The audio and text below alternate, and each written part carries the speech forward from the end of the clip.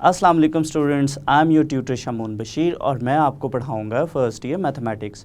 तो स्टूडेंट्स, आज के लेक्चर में हम डोमेन और रेंज फाइंड आउट करेंगे सीकेंट फंक्शन की। तो चलिए स्टूडेंट्स, हम चलते हैं वाइट बोर्ड की तरफ और आज का लेक्चर स्टार्ट करते हैं। तो चलिए स्टूडेंट्स, हम स्टार्ट करते हैं chapter number 11 trigonometric functions and their graphs. और आज के लेक्चर में स्टूडेंट्स हम स्टार्ट करेंगे domain and range of secant function. तो स्टूडेंट्स, हम देखेंगे कि हम डोमेन और रेंज ऑफ सीकेंट फंक्शन किस तरह से फाइंड आउट करते हैं। तो स्टूडेंट्स, स्टार्ट करते हैं डोमेन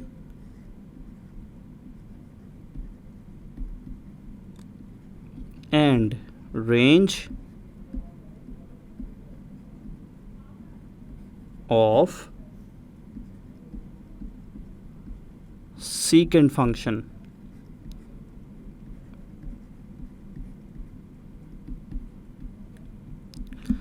तो स्टूडेंट्स, सीकेंट फंक्शन की हम डोमेन और रेंज फाइंड आउट करेंगे और उसके लिए सबसे पहले स्टूडेंट्स हम एक फिगर ड्रॉ करते हैं और उसके बाद हम उस फिगर को एक्सप्लेन करेंगे और फिर हम उस फिगर की हेल्प से सीकेंट फंक्शन की डोमेन और रेंज फाइंड आउट करेंगे। तो चलिए स्टूडेंट्स, हम एक फ़िगर ड्रॉ करते हैं। तो ये स्टूडेंट्स, हमने एक फ़िगर ड्रॉ की है। ये हमारे पास है एक यूनिट सर्कल, और यूनिट सर्कल एक ऐसा सर्कल है जिसका जो रेडियस है वो 1 के इक्वल होता है। तो ये स्टूडेंट्स, हमने एक प्लेन में जो है वो यूनिट सर्कल ड्रॉ किया है और इस सर्कल की अगर हम सेंटर की बात करें तो सेंटर जो है वो इस सर्कल का ओरिजिन पे है और ओरिजिन को हमने ओ से रिप्रेजेंट किया है। और इसी तरह से स्टूडेंट्स, अगर हमारे पास ये जो A B C D points हैं, अगर हम इन पॉइंट्स की बात करें तो चूँकि ये यूनिट सर्कल है, ओ जो है वो हमारे पास सर्कल का सेंटर है। तो ओ से ए तक जो है ये एक रेडियस है, ओ से ए तक ये रेडियस है। रेडियस चूँकि इस सर्कल का 1 है, ये यूनिट सर्कल है, तो हमारे पास जो ए पॉइंट है, ए पॉइंट के कोऑर्डिनेट्स बनेंगे 1 0। चूँकि ये एक्स एक्सिस है तो यहाँ पे एक्स की वैल्यू तो हमारे पास 1 होगी और यहाँ पे जो इसका वाई कंपोनेंट है, इस पॉइंट का वाई कंपोनेंट जो है वो 0 होगा।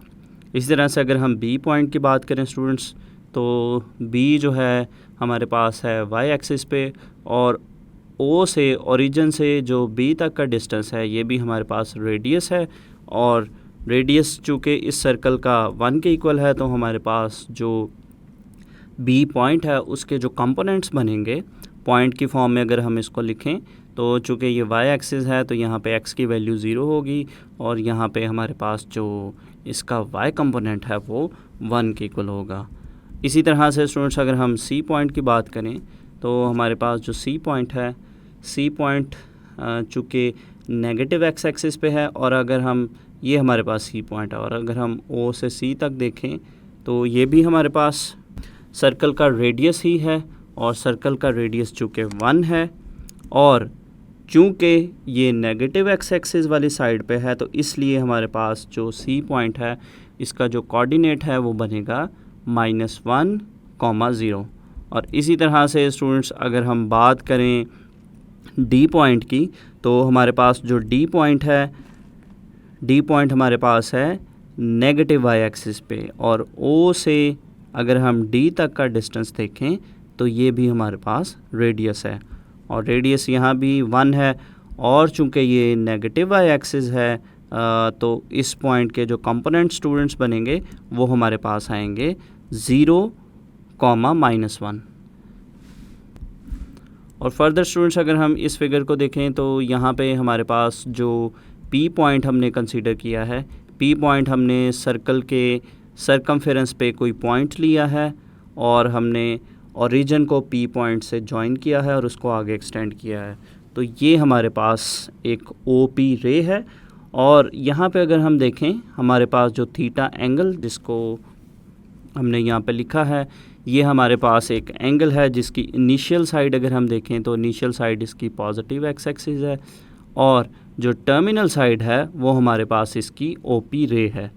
तो चूँकि इसकी इनिशियल साइड जो है वो पॉजिटिव एक्स एक्सिस है इसलिए हमारे पास जो थीटा एंगल है वो स्टैंडर्ड पोजीशन में है। और उसके बाद स्टूडेंट्स, अगर हम देखें हमारे पास यहाँ पे जो हमने पी एम परपेंडिकुलर जो कि ड्रॉ किया है पॉजिटिव एक्स एक्सिस पे, तो हमारे पास जो पी पॉइंट हमने लिया था ये हमारे पास है 90 डिग्री का एंगल, और पी को एम से हम ज्वाइन करेंगे, और चूँकि हमारे पास जो पॉइंट पी है उसके जो कोऑर्डिनेट्स हैं वो है स्मॉल एक्स और स्मॉल वाई, तो हमारे पास जो ट्राइंगल बनी है यहाँ पर राइट ट्राइंगल ओ एम और पी, जो हमारे पास यहाँ पर राइट ट्राइंगल बनी है, इसका जो परपेंडिकुलर है वो है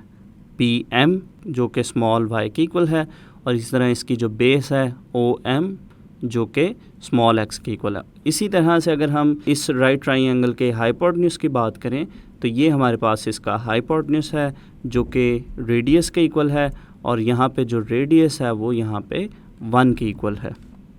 तो ये स्टूडेंट्स इस ट्राइंगल को यहाँ पे मैंने सेपरेटली आपको ड्रॉ करके दिखाया है। यहाँ पे हमारे पास 90 का एंगल है, ये एम पॉइंट है, ये ओ पॉइंट है, और इसी तरह से ये पी पॉइंट है। तो परपेंडिकुलर है इसका स्मॉल वाई, इसकी बेस है स्मॉल एक्स के, और इसी तरह से जो ओ पी डिस्टेंस है ये चूँकि रेडियस है ये 1 के इक्वल है। तो चलिए स्टूडेंट्स यहाँ पे ये जो वर्किंग हमने की है इसको हम थोड़ा एक्सप्लेन करते हैं, और फिर हम सीकेंट की डोमेन और रेंज की तरफ चलेंगे। तो यहाँ पे स्टूडेंट्स हमने जो पी पॉइंट लिया था सर्कल के सरकमफेरेंस पे, जो हमारे पास पी पॉइंट था, लेट पी जिसके कोऑर्डिनेट्स हैं X comma Y be any point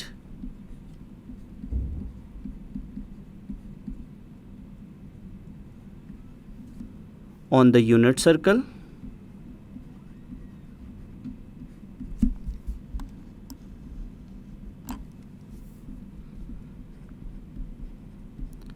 चूँकि स्टूडेंट्स ये हमारे पास हमने यूनिट सर्कल लिया था, ऐसा सर्कल जिसका रेडियस जो है वो 1 के इक्वल है विद सेंटर, और सेंटर चूँकि इसका हमने ओरिजिन पे लिया है with centre at the origin,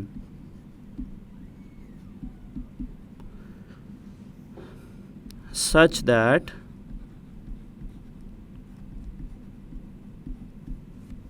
हमारे पास जो एंगल एक्स ओ पी है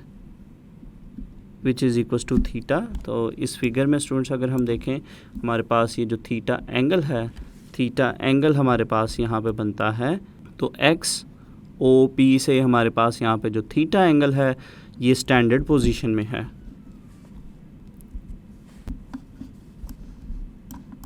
theta is in standard position.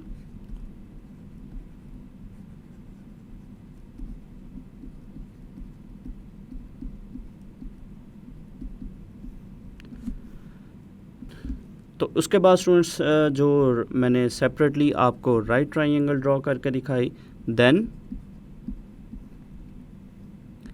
In right triangle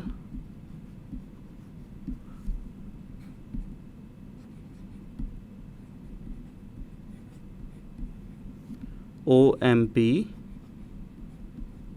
इसमें से जो सीकेंट थीटा की वैल्यू निकलेगी स्टूडेंट्स वो हम देखते हैं। तो उसके लिए हम जो राइट ट्राइंगल थी उसकी डायग्राम को मैं यहाँ पे आपको सेपरेटली ड्रॉ करके बताता हूँ, और फिर मैं आपको सीकेंट के फार्मूला से सीकेंट की वैल्यू हम निकाल के दिखाएंगे। तो ये स्टूडेंट्स हमारे पास है right triangle O M P, और उसमें हमारे पास जो ओ पॉइंट है यहाँ पे थीटा एंगल है। तो स्टूडेंट्स हमारे पास जो सीकेंट थीटा है, सीकेंट थीटा का अगर हम फार्मूला देखें, सीकेंट थीटा ये हमारे पास इक्वल होता है, तो सीकेंट थीटा स्टूडेंट्स हमारे पास होता है हाइपोटेन्यूज ओवर बेस। चूँकि ये कॉस का रेसिप्रोकल होता है तो secant theta is equal to H over P. और स्टूडेंट्स अगर हम इस राइट ट्राइंगल को देखें तो इस राइट ट्राइंगल में हमारे पास जो एच है वो है ओ पी डिस्टेंस जो कि रेडियस है, और रेडियस हमारे पास जो है वो 1 के इक्वल है। और इसी तरह से अगर हम बेस की बात करें तो बेस जो है वो हमारे पास है ओ एम डिस्टेंस।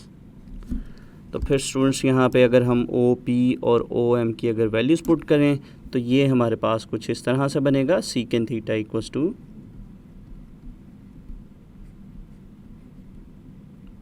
ओ पी जो है वो हमारे पास है 1 के इक्वल। और इसी तरह से जो ओ एम डिस्टेंस है स्टूडेंट्स, ओ एम डिस्टेंस की अगर हम बात करें तो ये हमारे पास स्मॉल एक्स के इक्वल है। तो यहाँ पे हम ओ एम की जगह लिखेंगे स्मॉल एक्स।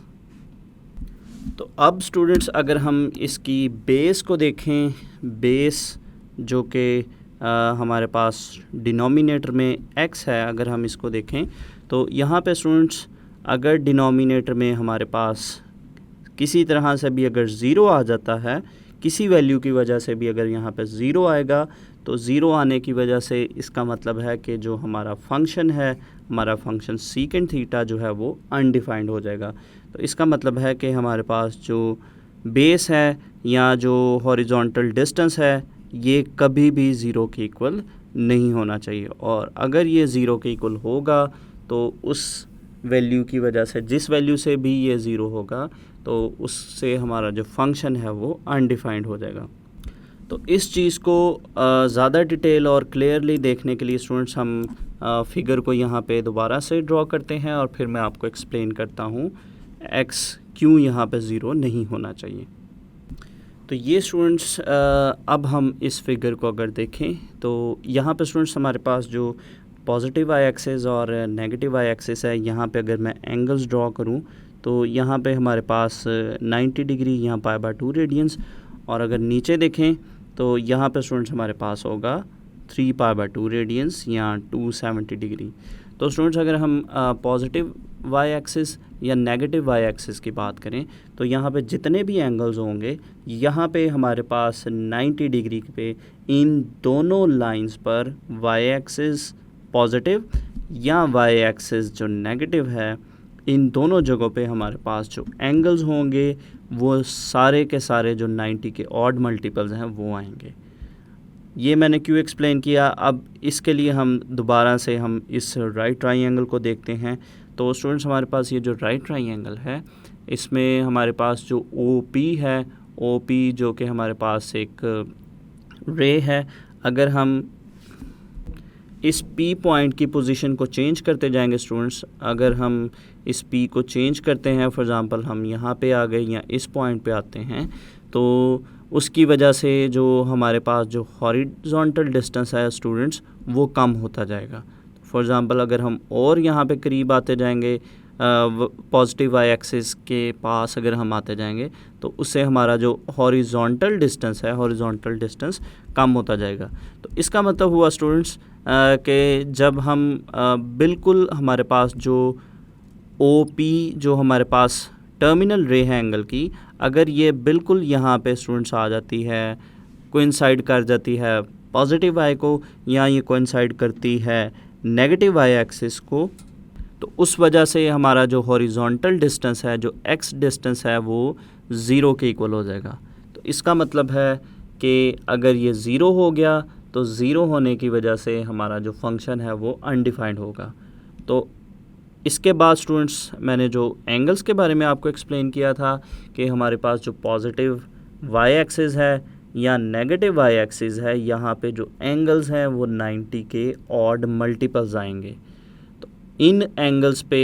हमारा जो फंक्शन है, चूँकि हमारी टर्मिनल साइड जब इन पॉइंट्स पर आएगी, पॉजिटिव वाई एक्सिस या नेगेटिव वाई एक्सिस को कोइंसाइड करेगी, तो इन जगहों पर मौजूद जो एंगल्स हैं वो हमारे सीकेंट फंक्शन को अनडिफाइन करेंगी। तो हम उन वैल्यूज़ से अवॉइड करेंगे, डोमेन में उन वैल्यूज़ को हम पुट नहीं करेंगे जिनकी वजह से हमारा जो फंक्शन है वो अनडिफाइंड होगा।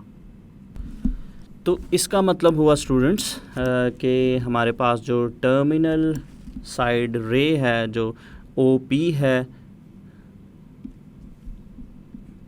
टर्मिनल साइड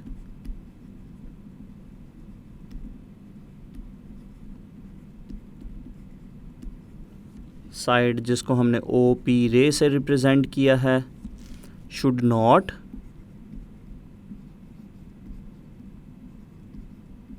कि ये कभी भी जो है वो कोइंसाइड नहीं करनी चाहिए, शुड नॉट कोइंसाइड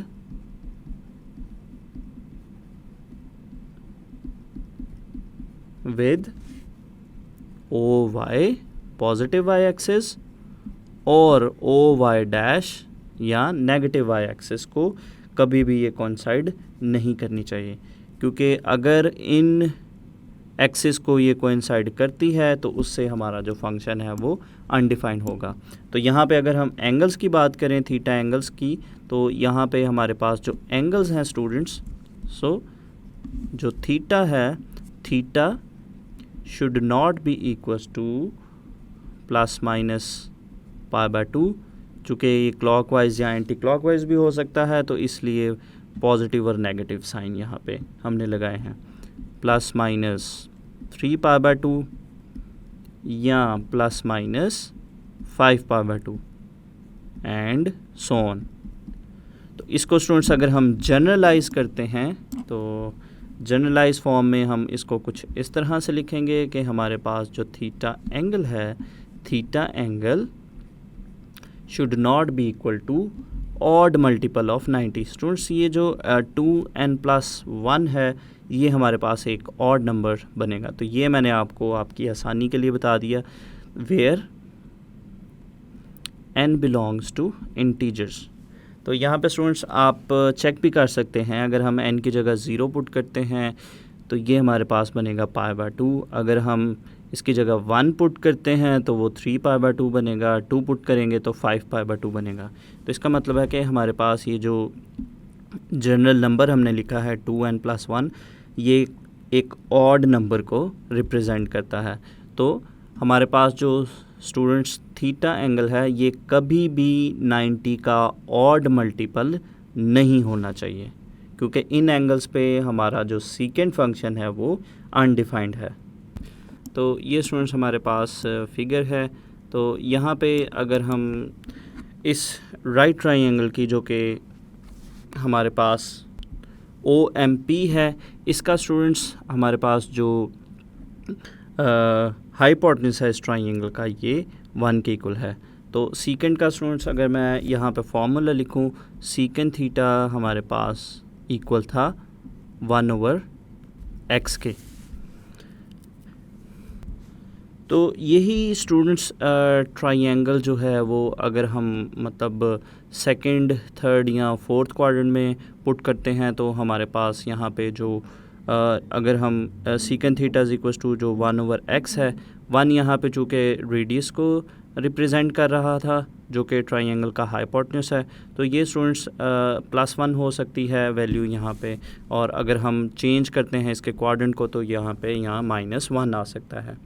चूँकि ये स्टूडेंट्स हमारे पास यूनिट सर्कल ही है, तो इसका मतलब है कि यहाँ पे हमारे पास जो हाइपोटेन्यूज है उसमें हमारे पास -1 या 1 के जो दरमियान वाली वैल्यूज़ हैं वो कभी भी हमारे पास यहाँ पे न्यूमरेटर में नहीं आ सकती, चूँकि यहाँ पे जो रेडियस है या जो हाइपोटेन्यूज की अगर हम बात करें तो ये जो यहाँ पे मैक्सिमम वैल्यू है वो +1 है। तो इसी तरह से यूनिट सर्कल में ये +1 हो सकती है, या अगर हम चेंज करते हैं क्वाड्रेंट को तो ये -1 हो सकती है। लेकिन स्टूडेंट्स इनके दरमियान वाली -1 या 1 के जो दरमियान वाली वैल्यूज़ हमारे पास, ये कोई भी वैल्यूज़ हैं, सीकेंड थीटा कभी भी इन वैल्यूज़ को अटेन नहीं करेगा। तो इसका मतलब है कि जो हमारे पास सीकेंड फंक्शन है, it attain all real values except those which are between -1 and +1। सो इसकी स्टूडेंट्स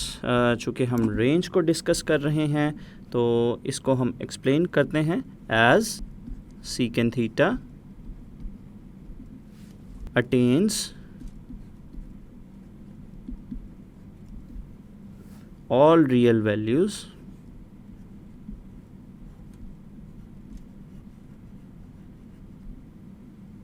except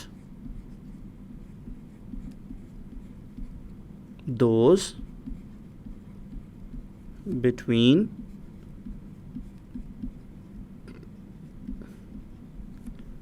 -1